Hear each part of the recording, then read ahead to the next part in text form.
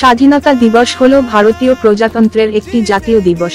1947 সালের 15 আগস্ট 1354 বঙ্গাব্দের 29 শ্রাবণ শুক্রবার ভারত ব্রিটিশ রাজশক্তির শাসনকর্তৃত্ব থেকে মুক্ত হয়ে স্বাধীনতা অর্জন করেছিল।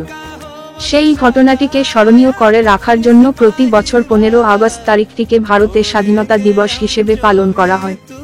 ভারতীয় জাতীয় কংগ্রেসের নেতৃত্বে প্রধানত অহিংস, অসহযোগ ও আইন অমান্য আন্দোলন এবং বিভিন্ন চরমপন্থী গুপ্ত রাজনৈতিক সমিতির সহিংস আন্দোলনের পথে পরিচালিত এক দীর্ঘ স্বাধীনতা সংগ্রামের পর ভারত স্বাধীনতা অর্জন করেছিল।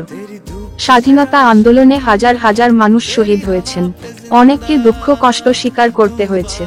দেশমাতৃকার শৃঙ্খল মোচনের জন্য অনেক বিপ্লবী হাসি মুখে ফাঁসির মঞ্চে জীবন বিসর্জন দিয়েছেন। অনেক বিপ্লবীকে আজীবন কারাগারে বন্দী করে রাখা হয়েছিল।